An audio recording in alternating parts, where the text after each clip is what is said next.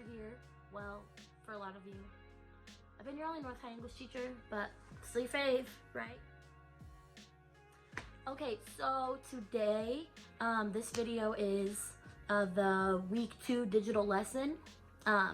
Since we're currently forced to be doing school online, and I'd much rather be doing it in person with y'all in room 211, but this YouTube video stuff is kind of fun, so I'm really excited. I'm gonna edit this one and try to make it really fancy. And I've got a super fun lesson planned with a poem that I really like, so let's get started. So right now you should be in the document titled Digital Learning Week 2, and this document's going to include everything that you need for this lesson besides this video. So it's got directions, it's got space to write answers, it's got the actual poem itself, it's got the author's biography, everything's in this document. So I know it's long, but just because there's lots there and I gave you lots of space to type. So before you do anything, make sure you type your name. Got a box for that right at the top.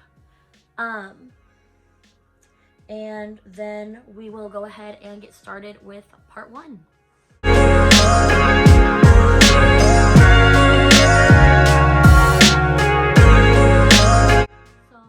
part 1 is a quick write, and y'all know I love to start my lessons like this. So your question is, you have to respond to the following prompt. Do you prefer to be alone or around other people, and why? What effect do you think that it has on people to be alone and isolated for long periods of time?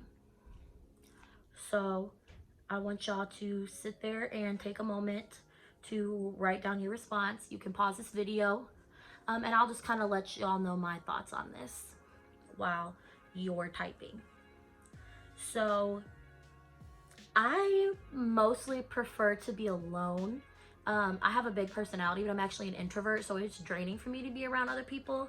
That being said, I definitely do enjoy having social interaction and seeing other people. And I think when people are alone or isolated for too long, it definitely starts to affect their mental health. That's when you start seeing people get anxiety, have panic attacks, get depressed, things like that. So I think we all have that preference of whether we want to be alone or around other people, but ultimately life is about balance. And so this question, as you could probably tell, is connected to what's going on right now, where we're all supposed to be kind of social distancing and hanging out by ourselves in our houses as much as possible. So we've really got to stay on top of our mental health in this time, because I do think that it could take a downward turn if we're not careful.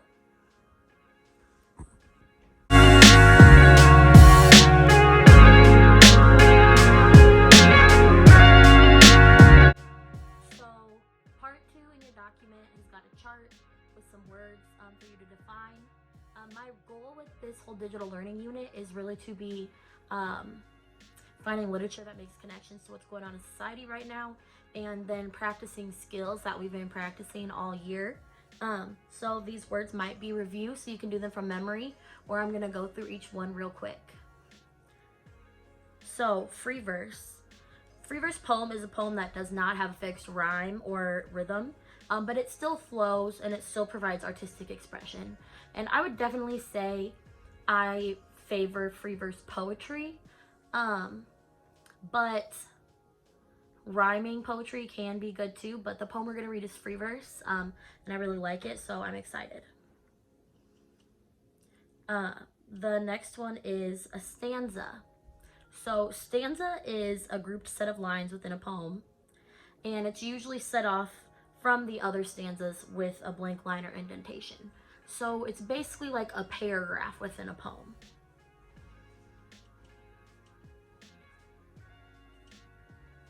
The next term is tone.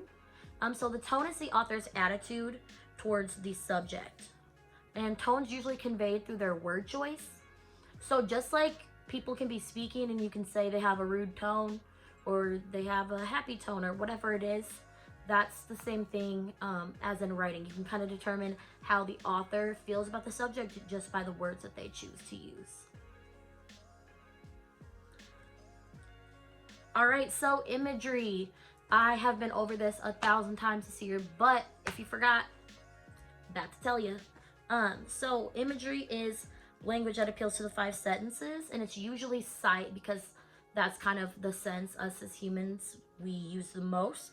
So the author is painting a picture with words, and that's something when you guys have done various writing assignments throughout the year, I've tried to emphasize being descriptive and using imagery. And I think you'll see in the poem that he's got extremely vivid imagery and very powerful, striking image that he uses to get his meaning across. And then finally, repetition. I don't know if we've actually gone over anything this year that uses repetition heavily, but it's a literary device where the author repeats a word or phrase to like call attention or add emphasis or make it more memorable. So you'll kind of notice as the poem is being read aloud that there's kind of this repeated words and structures. And I think it definitely makes the poem flow more, and it definitely makes it more memorable and emphasizes certain things. So you'll see when we read. So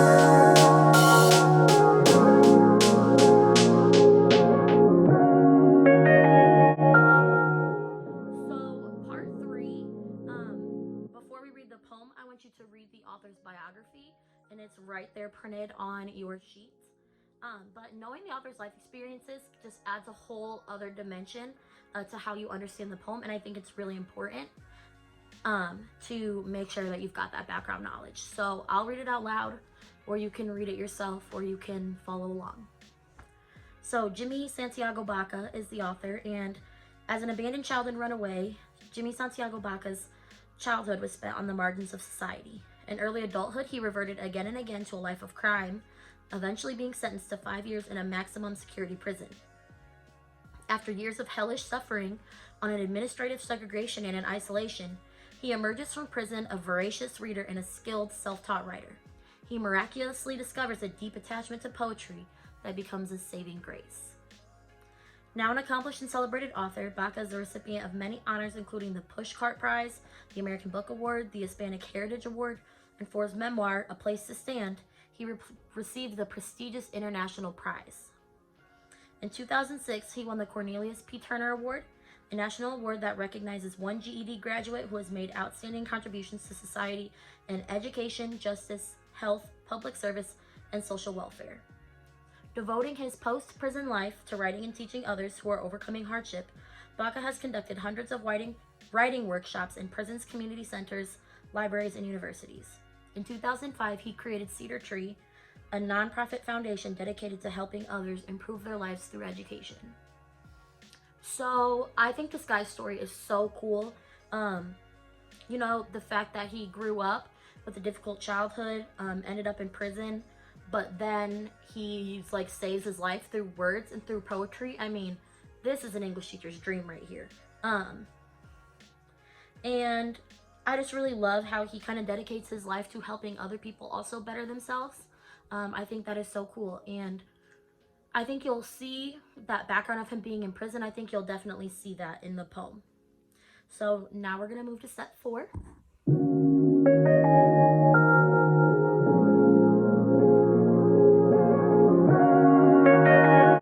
for part 4, we're gonna go ahead and finally read the poem. Poems are meant to be read aloud. They're meant to have a certain flow. So I think it's really important to read it out loud. So I'm gonna go ahead and read it aloud. Follow along, please, with the words as I read. Who Understands Me But Me by Jimmy Santiago Baca. And I just even love that title. They turn the water off, so I live without water. They build walls higher, so I live without treetops. They paint the windows black, so I live without sunshine. They lock my cage, so I live without going anywhere. They take each last tear I have. I live without tears. They take my heart and rip it open. I live without heart. They take my life and crush it, so I live without a future. They say I am beastly and fiendish, so I have no friends. They stop up each hope, so I have no passage out of hell. They give me pain, so I live with pain. They give me hate, so I live with my hate. They have changed me, and I am not the same man. They give me no shower, so I live with my smell. They separate me from my brothers, so I live without my brothers. Who understands me when I say this is beautiful? Who understands me when I say I've found other freedoms? I cannot fly or make something appear in my hand. I cannot make the heavens open or the earth tremble. I can live with myself, and I am amazed at myself, my love, my beauty. I am taken by my failures, astounded by my fears. I am stubborn and childish. In the midst of this wreckage of life they incurred, I practice being myself. And I have found parts of myself never dreamed of by me. They were goaded out from under rocks in my heart when the walls were built higher, when the water was turned off and the windows painted black. I followed these signs like an old tracker and followed the tracks deep into myself, followed the blood-spotted path, deeper into dangerous regions, and found so many parts of myself who taught me water is not everything, and gave me new eyes to see through walls. And when they spoke, sunlight came out of their mouths, and I was laughing at me with them. We laughed like children and made pacts to always be loyal. Who understands me when I say this is beautiful?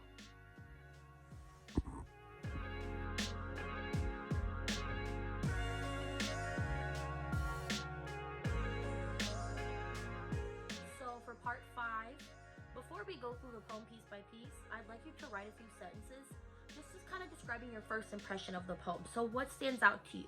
What do you think the poem is about? I really want to know kind of where your mind is at before I start going through it, just because I don't want my interpretation of it to color yours too much. So take a few moments and do that. Pause it if you need to, and then we'll move on to part 6.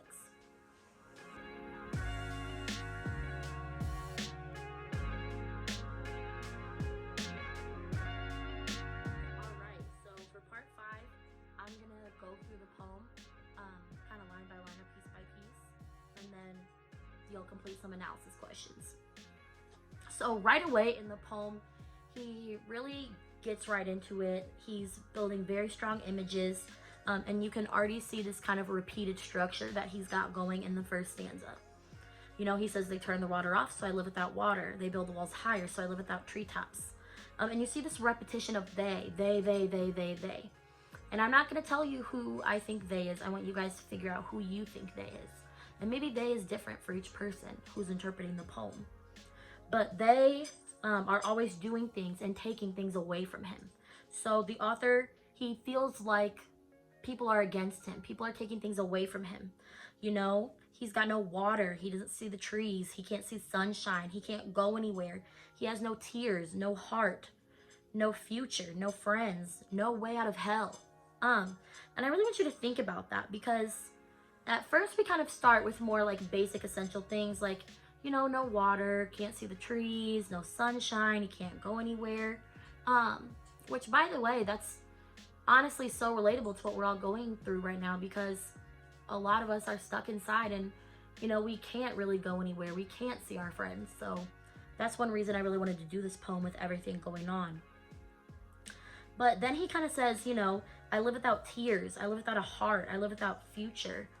And, you know, people might not think that, like, living without tears, it seems like a good thing, because tears means you're sad, you're upset. But I don't think that's true. I think tears, I think emotions, it's a sign of being alive. So if he doesn't have those things, then he's not really living like a full life, you know, with the range of emotions that comes in life. You know, when it says, they call him beastly and fiendish, so he has no friends. And this is where I really want you to think about his background and his life connection. I don't think it's hard to make that connection that he was in jail, so he was literally locked in a cage, so to speak. And, you know, unfortunately, society can stereotype criminals. So yeah, they might think they're beastly or fiendish, you know, that they're animals or they're evil or they're hurting people. So you know, he's got no friends. Everyone's abandoned him. He's got no hope. He lives with pain. He lives with hate. It says they've changed him, and he's not the same man. And he lives with no shower. He has to live with the smell. He has no brothers. But then he goes on in the last 2 lines of the stanza to say, who understands me when I say this is beautiful? Who understands me when I say I've found other freedoms? And so based on the first part of the poem, I think it's really confusing as to why he would name all of these awful things that are being taken away from him and how he's being treated, and then to say that it's beautiful and he's found other freedoms. So it's kind of this idea of finding some sort of beauty in adversity and the struggles that we have. And he goes on to describe that more in the second stanza. So he talks about how, you know, he can't fly, he can't make things appear in his hand, can't make the heavens open. But he says, I can live with myself, and I am amazed at myself, my love, my beauty. I am taken by my failures, astounded by my fears. I am stubborn and childish. And you know what? I love those lines. That idea that he says, I can live with myself, and I am amazed at myself. Because it's kind of like, I think a lot of people, you know, we walk around and we are unhappy with certain things within ourselves. So to really be able to live with yourself, to be amazed at yourself, find yourself beautiful, you know, it might seem weird coming from a guy, but I think that's important for girls and boys to feel beautiful, whether that's on the inside or the outside. And I really like that he doesn't just name good things like his love and his beauty. He also says, my failures, my fears, I'm stubborn, I'm childish. So he loves every part of himself, not just the good parts. And I think that's really important too. None of us are perfect. We all have flaws. And just like we love other people through their flaws, we have to love ourselves through our flaws. We deserve that same love. And it says, in the midst of this wreckage of life they incurred, I practiced being myself, and I have found parts of myself never dreamed of by me. So basically, in this period of isolation where everything's being taken away, yeah, it sucked, but he also really had time to get to know himself and find parts of himself that he didn't even know were there. And you know, it says he follows these signs deep into himself. And you know, he says, follow the blood-spotted path deeper into dangerous regions. So to me, that kind of signifies this idea that, you know, the path is blood-spotted, there's dangerous reasons. You know, he's been through some things that hurt, that are painful. And he might have to relive some of those things to get to know himself. But, you know, there's a light at the end of the tunnel. But yeah, it says, deeper into dangerous reasons, and found so many parts of myself who taught me water is not everything. And that line's kind of weird because when you think about it, water is everything. Like, that's truly like the most fundamental thing that we need to survive as humans is water. And I think he does that intentionally, saying water is not everything. So whatever your water is that you think you can't live without, he's telling you it's not everything. You can live without it. And I think that that's so relevant right now because it might feel hard to live life stuck in the house, not being able to go out and interact with people, see your friends, see family, go to the movies, do whatever you do. You know, we're living without that human connection in a lot of cases. And, you know, but we have to remember it's not everything. There is still more to life. You know, and then it talks about how gave me new eyes to see through walls, and when they spoke, sunlight came out of their mouths, and I was laughing at me with them. And we laughed at like children and made pacts to always be loyal. So once he kind of gets through the hard part, he finds all these good parts of himself. And, you know, he's having a pleasant experience. He's laughing. He has joy. He's dancing. So, you know, there's sunlight. So I really love that imagery. You know, he really explores the full scope of himself, the bad parts and the good parts. And I kind of like this idea of he goes to the bad parts first, but then there's this good and joy underneath. I think that's really true. We sometimes, we all have experiences that can kind of hurt us in some way. But underneath everything that we've been through, you know, we all have a heart of gold. We all have those things that we care about. We all have love inside of us. And he then repeats that same line, who understands me when I say, this is beautiful. So thinking about the poem as a whole, you know, I really think it just talks about how he was able to find hope and find beauty in what was the hardest, most isolated part of his life. And he was able to push through it by getting to know himself. And how important that is. And what a good opportunity we have being stuck in our houses to maybe sit with ourselves, get to know ourselves, find that beauty within ourselves. Someone actually put that on the discussion wall, and I loved that they wanted to find themselves again. So I hope that you find some inspiration in finding yourself from this poem as well. So now that I've kind of went through everything, you can do part 6 and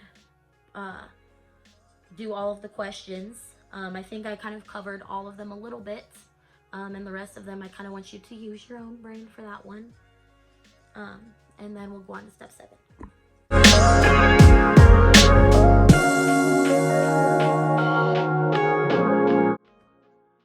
So in part 7, and this is the last part, I want you to connect the poem to your life.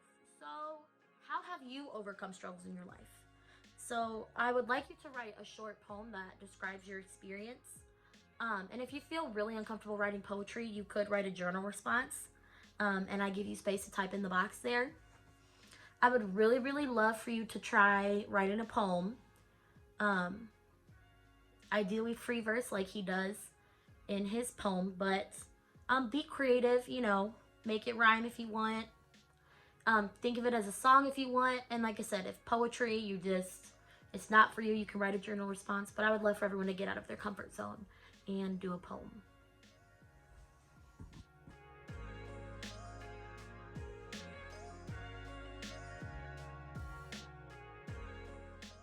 Alright, so that is the lesson for today. I hope you enjoyed that poem as much as I did. I think it is just the coolest poem. I find it so inspiring. I notice little things more and more every time that I read it. And I can't wait to see if you guys have like any different interpretations than me, or if anything stands out more to you than it did to me. I'm gonna post a discussion question in Padlet too, just because you guys seemed to do really well with that last week. So if you could get into the Padlet and post a response to that question too, that'd be awesome. But otherwise, once you're done with part 7, you are done. Thank you so much for watching. I miss you all very much, and I'll be back next week with another lesson. Stay safe, stay healthy, and wash your hands. Bye.